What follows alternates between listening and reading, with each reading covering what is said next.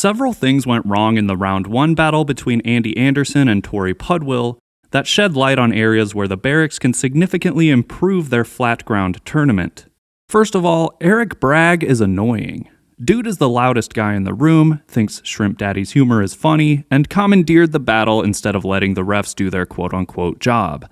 Eric went on some weird rant about how Andy's intended final trick, which was confusingly teased as his planned death blow in the match's preview, doesn't count because it's a manual, and then loudly rambled on about something regarding a quarter pipe. That'd be like if I kick flipped, landed on one leg, rode over there to the quarter pipe, and then fucking did a spin. David Reyes gave off serious dad vibes with the manly tooth whistle neck chop combo while casually leaning against the pillar. That's like a manual, basically. I swear there's no easier job on earth than being a Battle at the Barracks referee. What other sport exists where a referee is able to sit back during an event and let someone else essentially do their job?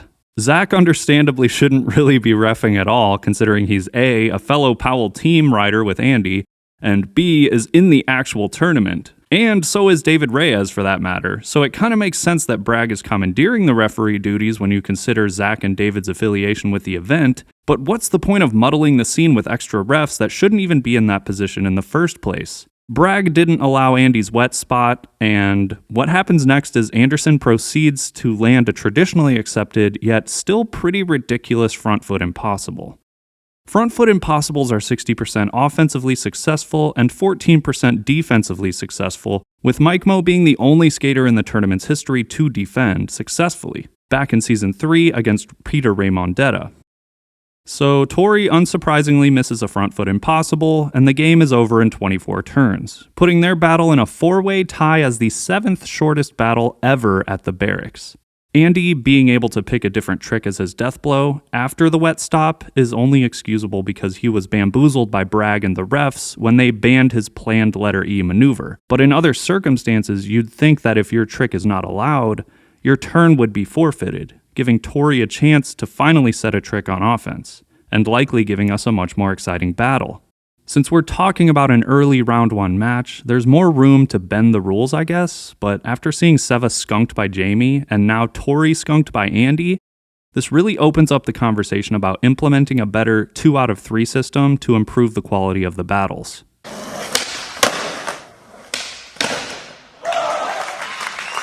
In 2023, the third era of Battle at the Barracks is upon us. The first era, the traditional era, was from seasons 1 through 6, where the status quo street pros battled each other over the years, and PJ Ladd proved that he's undoubtedly the industry's best competitive flat ground skater.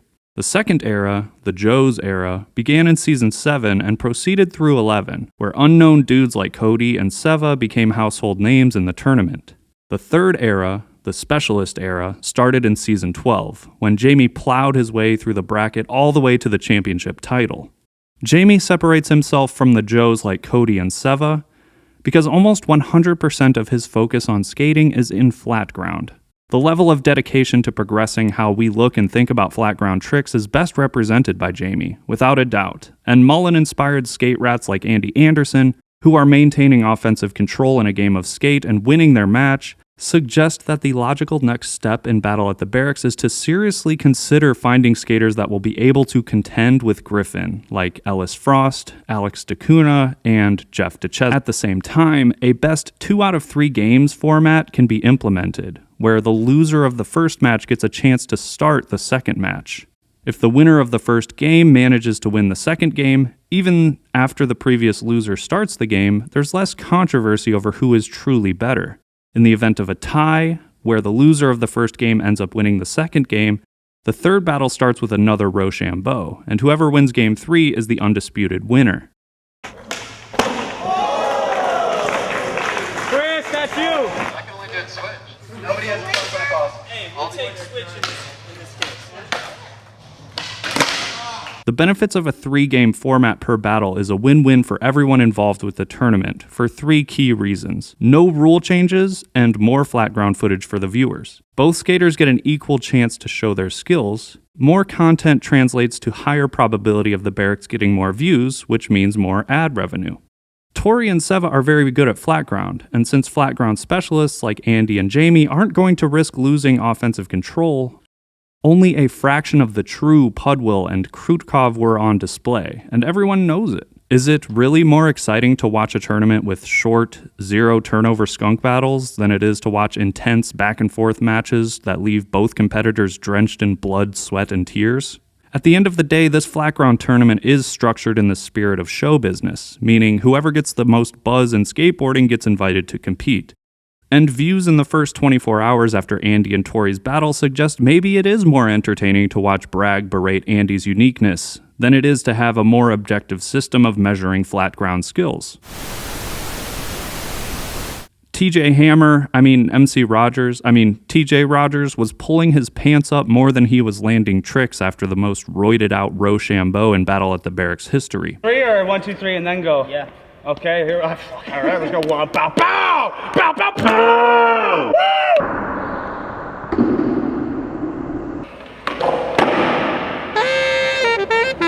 Rogers was fun to watch, and his conscious choice to essentially give Thailand's John Chaya an opportunity to set tricks on offense makes me wonder if TJ really wanted to maintain his clean record of always losing round 1, which at this point is tied with Johnny Geiger and Chris Roberts at 0-3. Dudes like TJ are deeply established in the industry, with hammers like El Toro footage and highly respected video parts, along with contest circuit appearances, whereas John Chaya is getting introduced to the skate community for the first time through an official Battle at the Barracks match.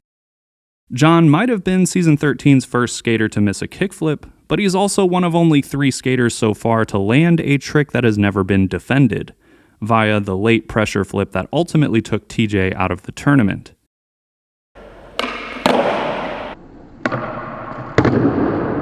With Week 6 completed, Round 2 on the left side of the bracket is fully set, and only 4 battles remain on the right side. Considering the star power of the names, I'm guessing Luan vs. Lucas will be the last Round 1 battle uploaded, meaning we will likely see Jocelyn skate next weekend? Andy winning Round 1 was not what I expected, and the fact that he did win, similar to Jamie, might disrupt the outcome of the entire tournament. Anderson could snake past Holt with some slippery moves and make it to round 3, and find himself toying with the Fight Night skaters, which means there's a possibility that Andy Anderson will be in finals night. The Barracks might also try to find a way to keep Andy progressing in the tournament because of his ability to draw views, and if he makes it to the championship battle, Anderson would need to face either Luan, Tyler, Jocelyn, or Jamie. I still think Tyler Peterson will end up as the Season 13 winner, because he's probably the most visibly sponsored Cariuma skater in the tournament, which is the company that's bankrolling the entire event, and he also has home court advantage from living near and skating at the Barracks every day, a luxury that no one else on the bracket is able to enjoy.